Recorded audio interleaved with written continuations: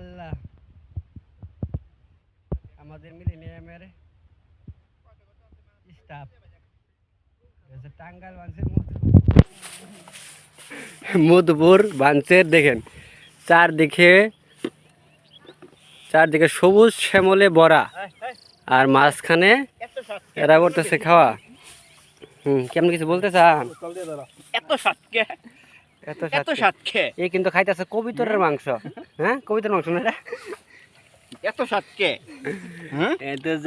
বলে আজকে ভাইরাল, এত সাতকে। ড্রাইভার আজকে ভাইরাল শিশু এই যে আর আঙ্গুরে চামচিকা এই হচ্ছে সুমবিন হাসিমের চামচিকা দেন খাবার নিয়ে আসে কই জাল্লা